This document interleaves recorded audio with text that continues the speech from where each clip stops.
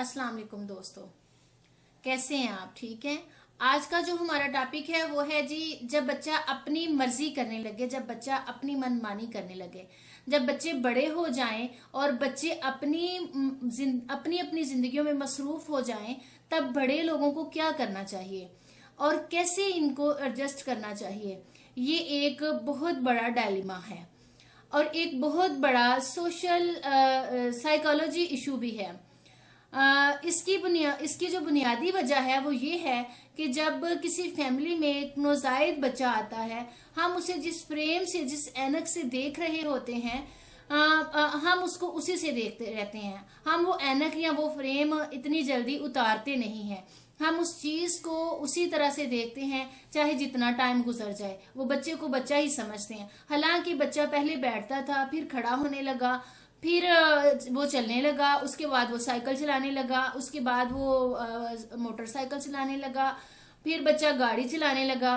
फिर करते करते वो टाइम आ गया कि जब बच्चा खुद ये कहने लगा कि मामा या पापा, मैं आपकी बात से अग्री नहीं हूँ, मैं वो करना चाहता हूँ जो मेरी मर्जी है, मैं अपनी मर्जी से ये काम करना चाहता हूँ।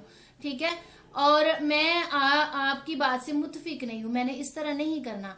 ऐसी सिचुएशन में क्या होता है कि हम उस बच्चे को अभी भी छोटा ही समझ रहे होते हैं। हम वो अपने जो देखने वाले जो हमारा फ्रेम होता है उसे हम बच्चे उसे नहीं उतारते और बच्चे को उसी सिचुएशन में देखते हैं कि जिसमें हम उसे मतलब छोटा समझते हैं बच्चे को, कि अभी ये छोटा है, अभी इसे क्या समझ है। लेकिन ऐसा नहीं होता। यहाँ तक पहुंचते पहुंचते बच्चे ने बहुत कुछ देखा होता है, बहुत कुछ वो समझ चुका होता है, वो जिंदगी के बहुत से हिस्से सीख चुका होता है। हम उस बच्चे के साथ गुस्सा होते हैं, डांटते हैं कि आपको नहीं पता, या इस तरह से। अगर आप बच्चे के साथ इस तरह करेंगे तो ये उसके लिए मुनासिब नहीं है। इस तरह करने से ना तो वो बच्चा आपके लिए मुफीद साबित होगा, ना वो अपने लिए मुफीद साबित होगा। और सबसे बड़ी बात यह है कि वो बच्चा माशरे के लिए भी मुफीद साबित नहीं होगा। इसके अलावा मैं ये सजेशन कर रही हूँ कि जब बच्चा इस तरह की वर्डिंग यूज करे या इस तरह की बात करे, तो पेरेंट को चाहिए कि वो पेरेंटिंग करते हुए थोड़ी सी मेच्योरिटी को जाहिर करें और उनमें मेच्योरिटी आनी चाहिए। और अपनी पेरेंटिंग के स्टाइल को उन्हें चेंज करना चाहिए, ना कि बच्चे को वही 6-7 माह या साल 2 साल वाले बच्चा समझ के तो उसको ट्रीट करते रहे। ठीक है। बच्चे को डिपेंडेंट से इंडिपेंडेंट तक का जो सफर होता है वो पेरेंट अपनी निगरानी में और अपने एटीट्यूड को चेंज करते हुए करवाएंगे, तो वो बच्चा हम सब के लिए बहुत मुफीद होगा। मैंने सुना भी है और कुछ बुक्स में मैंने पढ़ा भी है कि वेस्ट में तो शायद 8-10 साल, और यहाँ पे पाकिस्तान में हमारे एरिया में 12 से 15 साल या थोड़ा बाद में ये मामला होता है। क्या होता है कि वेस्ट में बच्चा जो होता है वो 8-10 साल का जब होता है तो डिपेंडेंट से इंडिपेंडेंट हो जाता है और वो अपनी मर्जी से करने चीजें सीखना और करना चाहता है। और यहाँ पे क्या होता है, यहाँ हमारे यहाँ ऐसा होता है कि जब बच्चा 12 से 15 साल के दरमियान बच्चा डिपेंडेंट से इंडिपेंडेंट वाली चीजें करता है और वो खुद को इंडिपेंडेंट जाहिर करता है और नजर आता है कि अब ये इंडिपेंडेंट हो गया और बहुत सी चीजों को सीख चुका है।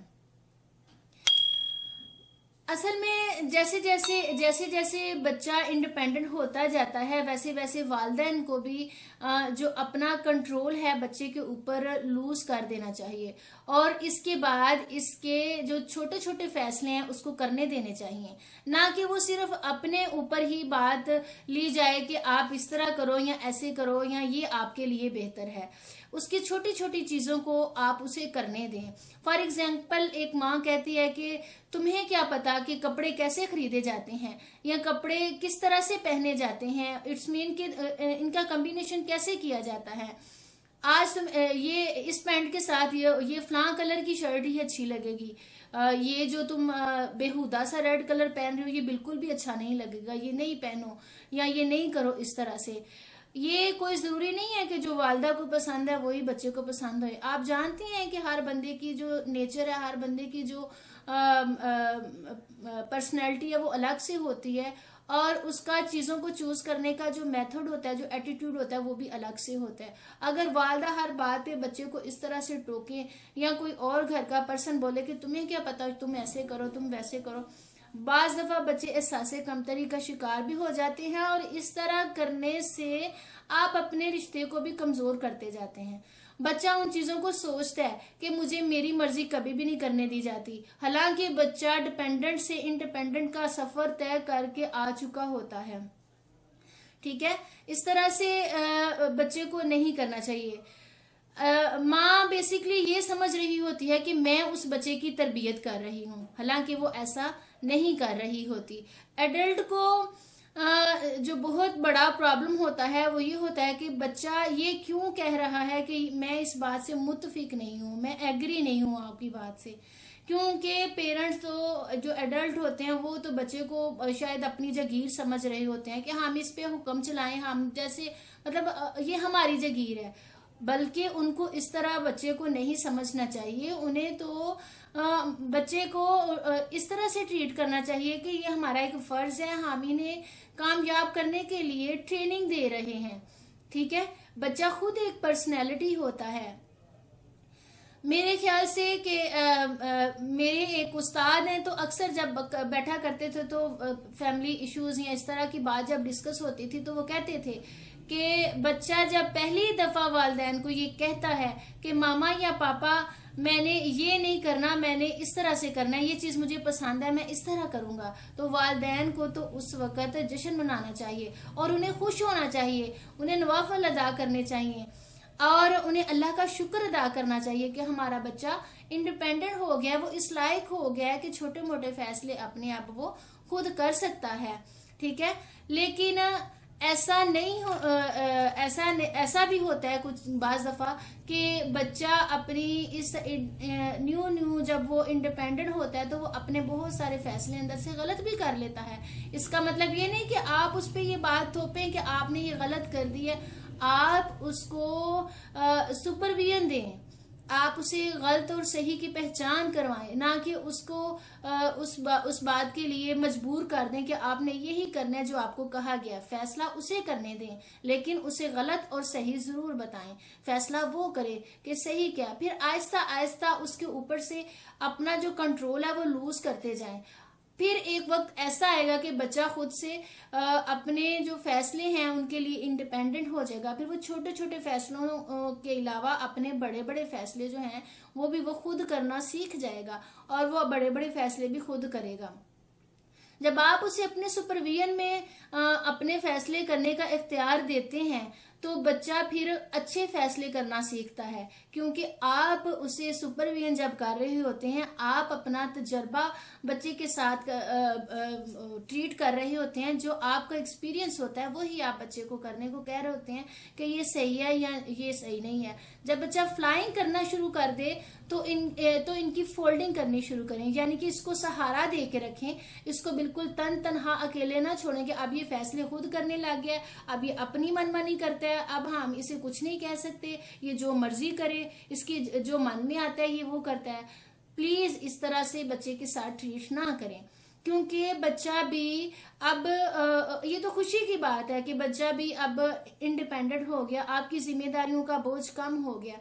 ठीक है, इसके बाद जब बच्चा इंडिपेंडेंट हो जाए तो फिर उसे अपनी जिंदगी में ग्रो करने देने, कि वो अपनी जिंदगी में ग्रो करे और आगे निकले और अपनी जिंदगी को अपने लिए मुफीद बनाए, कोशिश करे। आपने इतनी देर उसकी पेरेंटिंग की है, उसने बहुत कुछ सीखा है। हाँ, ये ना समझे कि मैंने इसके साथ ऐसे किया, मैंने इसको पाला पोसा। अक्सर जो हमारी फैमिलीज में होता है, जब बच्चा अपनी मनमानी करता है या इंडिपेंडेंट हो जाता है, या वो जब शो करता है कि मैं अब इंडिपेंडेंट हो गया हूँ, पेरेंट्स का जो लहजा होता है वो रूड हो जाता है। वो ये समझते हैं कि शायद बच्चे जो हैं हमारे कंट्रोल से बाहर निकल गए हैं।